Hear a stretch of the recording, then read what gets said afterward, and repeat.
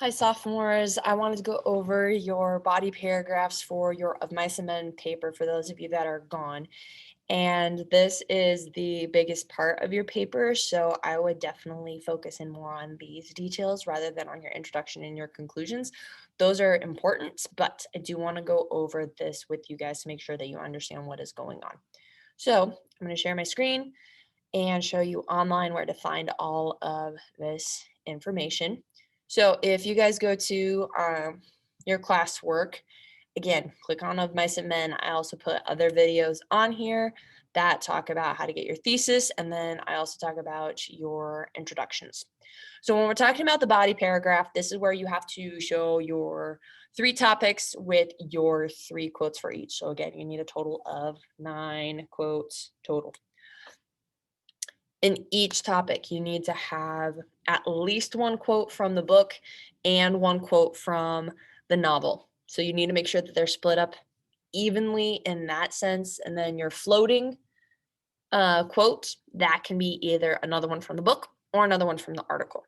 So if you take a look at the honors rough draft, I can pull it up. There it is. So if you take a look, you'll have your topic sentence, introduce. Always try to start off with one from the novel since that's your primary source. That's the first one that you will go to prove your topic. And then if you go down here, textual evidence floating. So that could either be another one from the book, another quote from the book, or a quote from the article. And then of course you want to end with the textual evidence from your lit crit, which is another quote from the article. And remember, whenever English teachers say textual evidence, we're assuming that you already know that you need to introduce, you quote, and you analyze each of the quotes in your text. All right.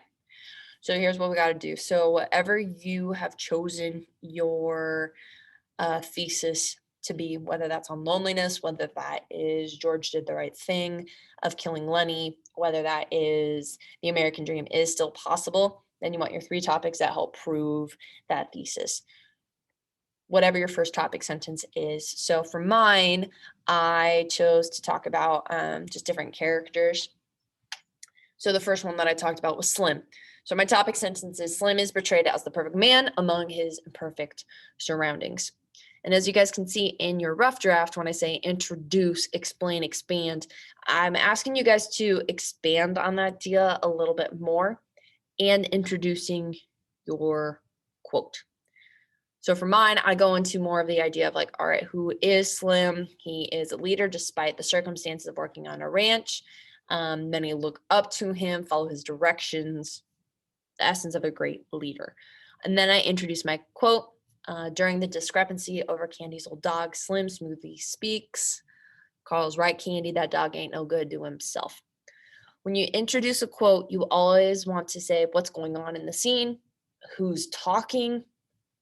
Pretend I don't know anything about this book. So that's why I said during the discrepancy over Candy's old dog, most of you were like, oh, right, all the good men were fighting over the dog. And then I say, who's speaking? Slim does. Slim speaks. And whenever you are talking or whenever you're using a quote from someone who's actually speaking in the book, you also want to use the single quotation sign. That's telling me that someone's actually speaking within the book. All right, so whenever you use dialogue, you always want to use the one quotation and put it in there. On your final draft, you will put your citation right after the quote. I was not sure where or how long your quote was, so I did put it at the end. So that's your quote from the novel. Always analyze your quotes. So although there are many problems between people and a variety of issues, Slim manages to be content and real in his words. It's an okay analysis. I need to add more on, okay, well, how does that make him a perfect man in the sense of telling Candy you need to kill his dog? I need to add one more sentence in saying, well, even though it wasn't perfect, Slim is trying to be a helpful guy and is actually empathetic towards Candy. All right. The next thing, okay, your transition sentences. These can be a little tricky. Slim's personality conveys very admirable traits seen throughout the novel, between moments that are serious, such as the killing of Candy's dog, to all the times the workers listen to him. So what I'm doing is I am taking this first part and I'm showing, okay, how does it relate to this second part?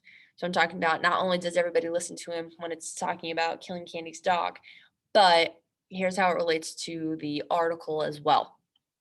I will put a little half sheet up on Google Classroom for you that shows you how to introduce transitions or even how to introduce quotes from the lit crit or from the article. So when you're first talking about the article, you can say the author's first name and say, in John Teller's critique over the novel, Steinbeck is seen illustrating the idea that the other ranch hands hang on Slim's advice and rely on his opinion as a form of authority. So again, I'm just introducing that whole idea that Slim is a perfect man in his surroundings. And then I go into my analysis.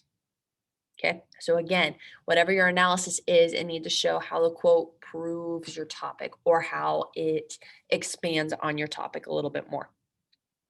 And then the last sentence, so if you guys go back to your rough draft here, so again, textual evidence, ICA, introduce quote, analysis.